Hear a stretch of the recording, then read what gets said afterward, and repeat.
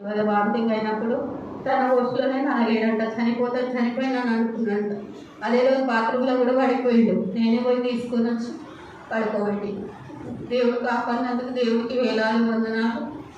కుటుంబం కోసం ప్రార్థన చేయండి. తనకు ఆరోగ్యం మంచిగా బాగుపడాలని, దేవుడు ముక్తి స్వస్థపరచాలని మన సంఘమంతా ప్రార్థన చేయమని కోరుకుంటున్నాను. మంచి ఆరోగ్యం కావాలి. ఎప్పుడు తన ఇంటికి అడుగున్నాడు. తన చాలా బాధపడుతున్నాడు. సహాయం చేయమని కోరుకుంటున్నాను. ఆ బిడ్డకి మంచి జీవితాన్ని ఇచ్చిండు దేవుడు, మంచి భర్తను ఇచ్చిండు. ఈ రోజుకి 2 సంవత్సరాలు పూర్తవుతుంది.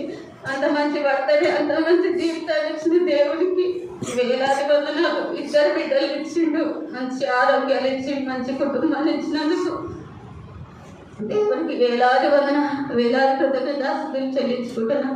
మంగళవారం ఫంక్షన్ ఉంది. వాళ్ళ ఇంట్లో ఏ ఫంక్షన్ ఉన్నా మన సంఘమంతా ప్రార్థన చేస్తారు. పెళ్లి కాడ నుంచి ఇప్పటి వరకు ఏ ఆటంకాలు వాళ్ళతో ఏ గొడవలు రాలేదు.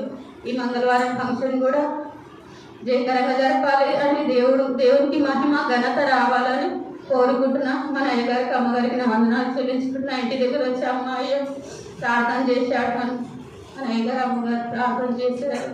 తనకు స్వస్థత వచ్చింది. ఇంకా మంచి ఆరోగ్యం రావాలని మన సంఘమంతా ప్రార్థించమని వేడుకుంటున్నాం. మన సంఘస్థులందరికీ వందనాలు చెల్లించుకుంటూ ఈ చిన్న సాక్ష్యం దేవుడు దీవించి ఆశీర్వదించును గాక. ఆమేన్.